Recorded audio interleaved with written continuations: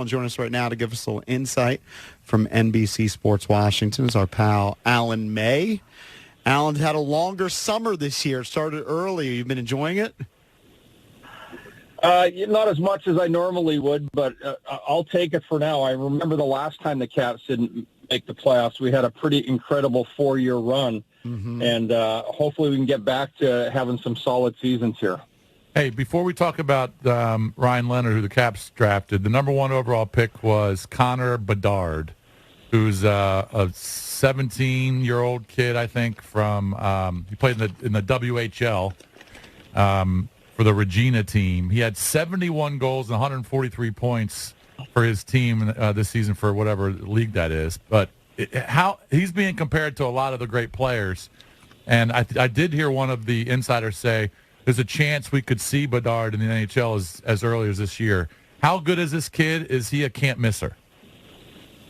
Well, he's a very good hockey player. Connor Bedard, he played in the Regina Pats in the Western Hockey League. He scored 71 goals last year. In 7 playoff games, he had 10 goals and 10 assists. All right. He scored the most amazing overtime goal at the World Junior Hockey Championships last summer. So every league that he's played in from childhood, he's torn it apart. He's a smaller guy, but I don't think I'm putting him in a category of Connor McDavid, Sidney Crosby. And I still think, with the team that he got drafted to, they don't have a great supporting cast, so it's going to be easier to key on him at his size. All the defensemen in the National Hockey League are pretty good. They can all skate very well. I look at him going against Vegas. He's not going to tear it up. The thing that it's really going to make it tough for him this season is Chicago is not a very good hockey team. They don't have a very good roster.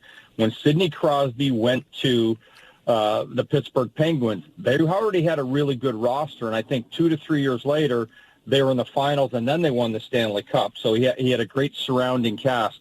There is no cast in Chicago. Patrick Kane had a really good hockey team that he went into with a lot of great players. So there's a lot of hype about this kid. No one's put up numbers like this in a long time. So I think it's going to be tough. Is he a can't miss? Yeah, he's going to be can't miss. I don't know if he's going to get 50 goals next year or 40 goals, even 30. I think it's going to be easier to key on him.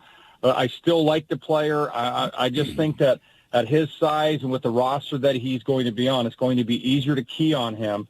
And maybe he proves me wrong, and maybe he tears it up next year. All right, so let's get to the Capitals. Before we even get to the draft choice, tell us about Carberry, that hire, because we haven't talked to you since they changed at coach. Well, you know what I like about this hire is he's paid his dues in the minor leagues, and he was kind of a Caps prospect. He's homegrown. He's not like a lot of the Caps coaches that they brought in the past. That he's been in the system. He's been with management. So when you think of it, he's been in the interview process with them for like 11 years or so. And he goes to Toronto in a big market. So what I've heard about him and what I've seen and when I've spoken with him. He's a very intelligent hockey guy, and he's not set in his ways, but he knows what he wants to do. He doesn't think he invented the game. An excellent communicator, and I think a lot of times in the past when the Caps have hired inexperienced coaches, they've had flaws in their personality, holes in their game. Well, this guy is an X and O's guy.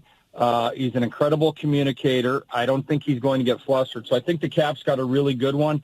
And, of course, he's new age hockey. He understands all the analytics, how you have to combine the eye test and the analytics, and the systems that he saw last year in Toronto, which is very analytically based team. He did a lot of great things on the power play there. I think all that's going to translate with the experience that he's had in the minor leagues and then on the bench in Toronto and then coming here. I think he's going to be a great fit for the Capitals. So Alan and I were texting back and forth during the draft, and he was telling me via text, and I asked him, I said, who do you want to target at number 8? And he gave the 2 names. He said Matvei Michkov, who was ultimately selected 7 right ahead of Washington by Philly, or Ryan Leonard. And then he ultimately said, but I really want Leonard. So can you kind of explain the difference between the 2 players and why you liked Leonard over Michkov? Well, one thing, I didn't think Michkov was going to be available at all. Okay. He really, in head-to-head competitions against Connor Bedard, he's upped him in the past, and he's another guy like Bedard. They're both 5'10" or so. But I think with the Washington Capitals, do they need help at center? Yes, they do. But at the same time, one of the things at the end of the year, the Caps played the New Jersey Devils, and they could all fly. They all had motors. There's a pattern to what they've been doing. And I don't think the Capitals have gone for a bull in a china shop type of player in a long time. And I'm really bullish on the U.S. national team development program. And Ryan Leonard, when you talk to every single person that I talk to in the game and from what I've watched, he's a bull in a china shop with skill. So if I take the type of player he is, he's got speed, he's got an excellent skating ability, and if you blended, say, just for Caps fans, you blended Tom Wilson, but I would say with more ingredients of TJ Oshie, then Tom Wilson, and then throw some Garnet Hathaway in there for like a guy that, hits everything that moves. He's fully involved every shift. You're going to notice him. He's not going to just play the perimeter. He's got great stick skills. He's got excellent skating ability. His finish is phenomenal. And I just think that one of the things we've passed on a couple times on these U.S. national players, and I was livid in the past that we passed on a few of these guys, and I've been proven right by the careers that they've had compared to what was here. And I look at this kid, everyone that spoke about him and everyone that's seen him is like, he stands out in every category of the game. So the Capitals got a really good one. Just a solid player, and I know we all love TJ Oshie's game when he's at peaking. We all love Tom Wilson's game when he's peaking, and that's not going to say this guy may never have a fight in the National Hockey League, but Tom Wilson hits like a Mack truck. TJ Oshie does that, and when TJ Oshie first came in the National Hockey League out of North Dakota, where he had a phenomenal career, they were using him as a pinball in St. Louis, where he's just crushing guys. It wasn't until he got here with Barry Trotz that he really started to go back to what he could do with the puck. So I think what we're going to get with Ryan Leonard is TJ Oshie, what he came to when he came to the Caps, and we've seen how tenacious he is, what a team player he is.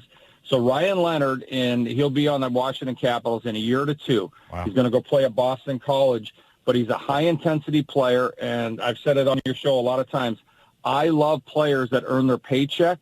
No matter what their paycheck is, I want a guy to earn it every night. This is a kid that's going to earn his paycheck every single game in the National Hockey League. Wow. So real quick, we got about a minute left. He's going to go to Boston College for a year, and then he'll go directly into the Cap system. He's got to focus on his classes.